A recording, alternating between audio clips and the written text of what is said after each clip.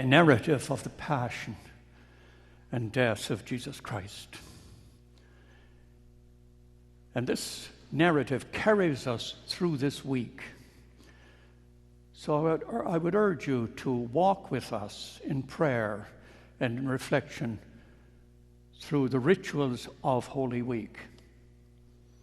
I will deal more with the details of this passion narrative on Friday.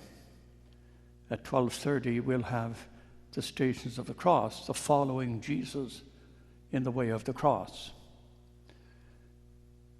On Thursday we will have the washing of the feet and the celebration of the Eucharist. Father Joe O'Neill will preside at that. On Friday we'll have the reading of the Passion, Cambria, and Father Dennis will lead us in that prayer. On Saturday evening we have our Vigil Mass, which I will preside at that, and on Easter Sunday at 9:30 I will be here. Gather your friends, invite your friends to come with you. And a special word of thanks to those who are praying with us who are non-Catholics. Thank you for teaching us that God is greater than any one church, that God speaks many languages, and God is as present in your life as he is present in everybody's life. So now let me look at the reading which we have today and draw one lesson from it. The manner of my homilies is to do some exegesis, some understanding of the Scriptures, and then a teaching, and then consider what this means to us. So by way of background, in the Gospel of Mark, especially in Mark, scholars find what's called the Messianic secret. It's especially prominent in Mark. In the first chapter of Mark, in verse 49, you have Jesus healing a leper.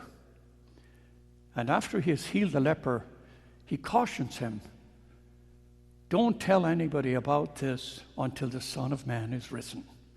You'll find that again in chapter 8 in Mark's Gospel. In chapter 8, Jesus heals a man who is blind. A very interesting story.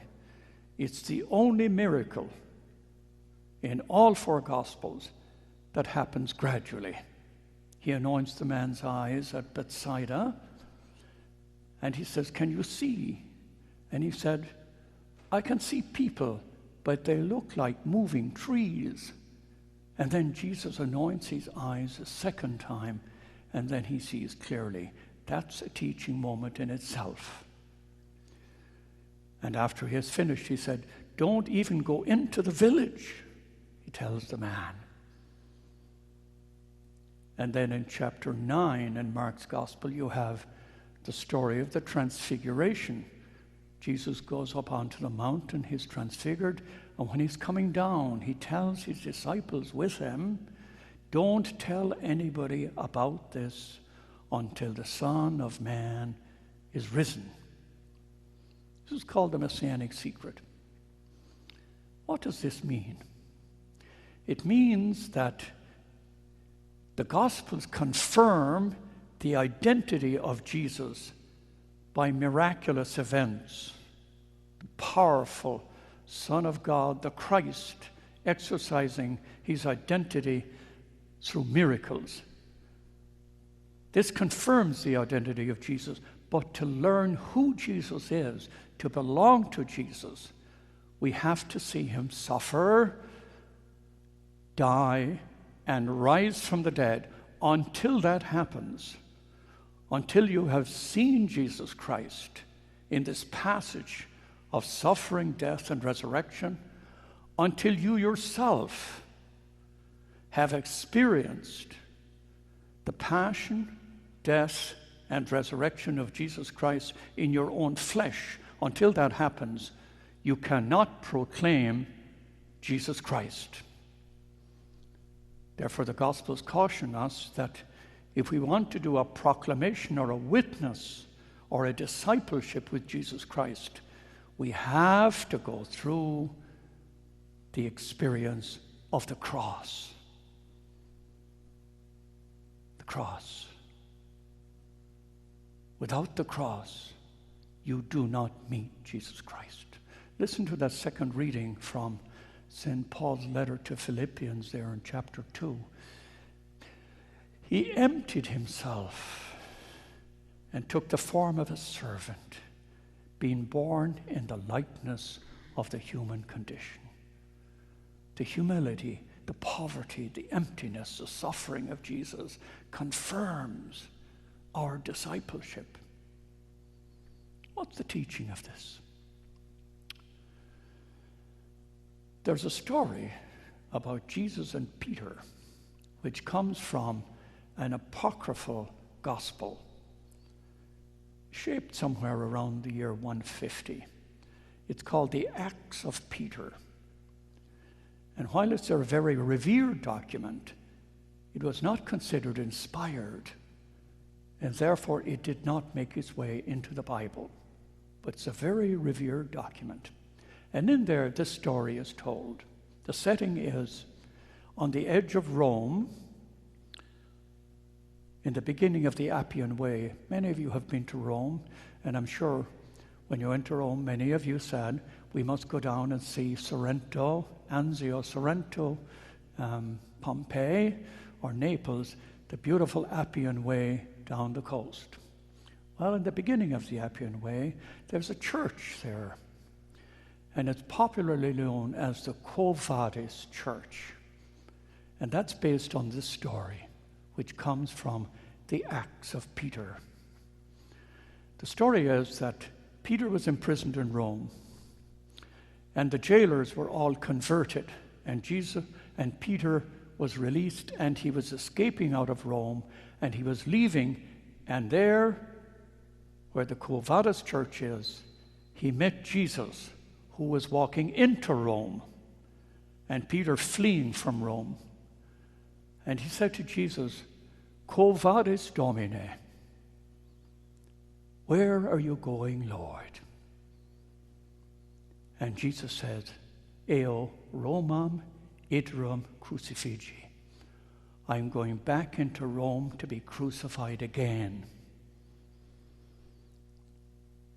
And Peter turns around and he goes back into Rome. And he experiences the cross, death, and resurrection, the fullness of life. Now he is a true disciple. He follows the Lord. In Russian mythology, this story is told about two very close friends, Peter and Ivan. They were drinking friends. They drank a lot of vodka together. And on one occasion, the story is that they were late into the night in a tavern, drinking a lot. And well into their drinking, Peter says to Ivan, Ivan, do you love me? And Ivan says, Peter, of course I love you. I'm your best friend. And then Peter says to Ivan, Ivan, do you know what pains me? Ivan said, well, how could I know what pains you? To which Peter says, if you don't know what pains me, how can you say you love me?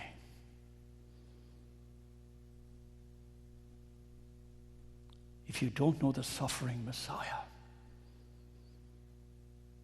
how can you say you're a disciple?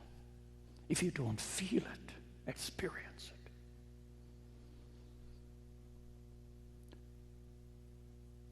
The only way in which love is measured is in a time of crisis, a time of failure, a time of disappointment.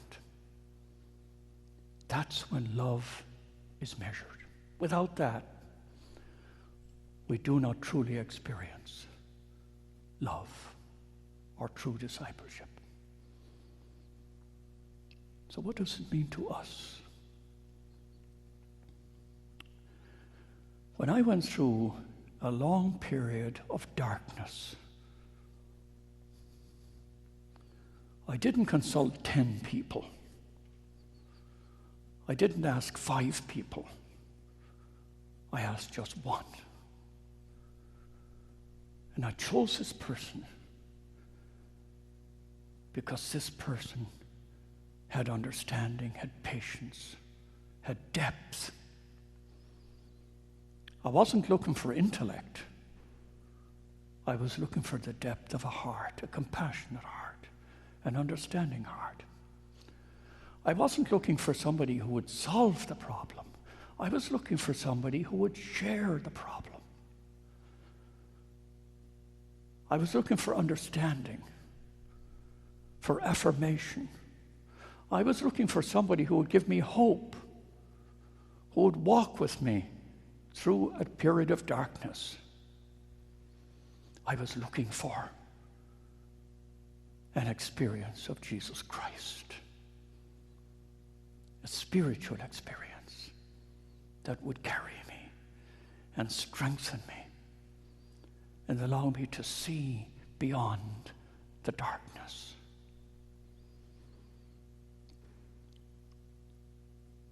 That's what discipleship means.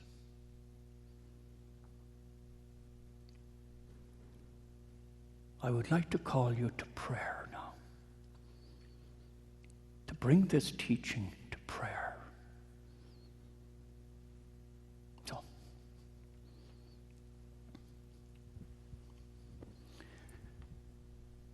thank you for inviting me into your home to pray with you. Be seated now. Shut out the world. Close your eyes. Be still. Be silent. Be alone. There is a quiet prayer deep inside of you. It's a prayer of awareness. It's a prayer of remembering. And remember a moment in your life when you were full of fear. The moment when you were helpless and you were alone. You were uncertain. Uncertain of yourself, uncertain of your surroundings, your future. And somebody stood with you. Was it your mother? Maybe your father? Perhaps your husband, your wife,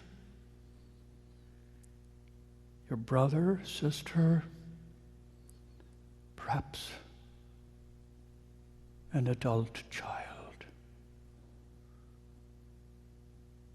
a best friend who cried with you, who hugged you. Who was it that gave you hope, that believed in you, encouraged you, and affirmed you?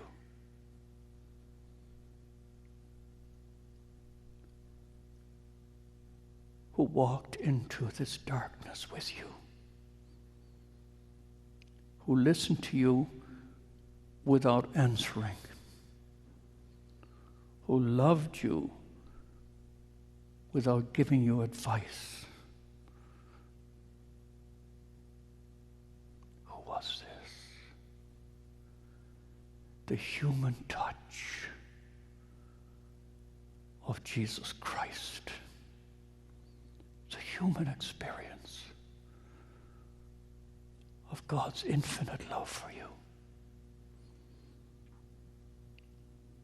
A moment which can only be experienced in the cross.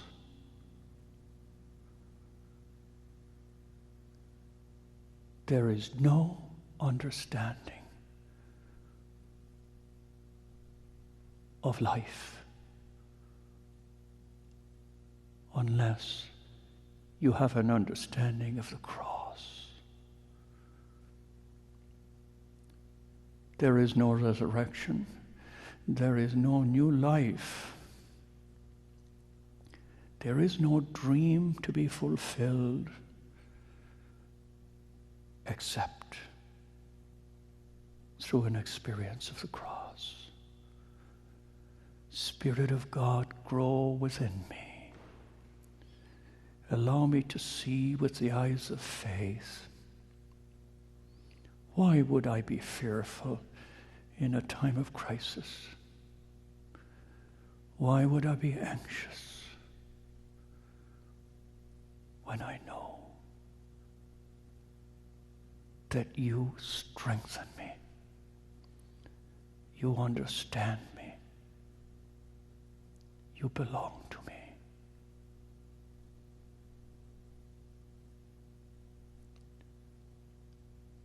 Quo vadis, Domine? Where are you going, Lord? I will follow you. I will follow you into a place of resurrection and new life.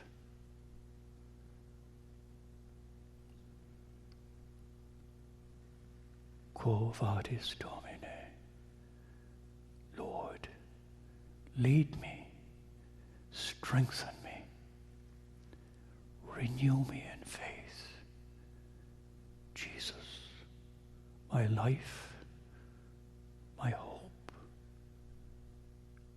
the fullness of meaning.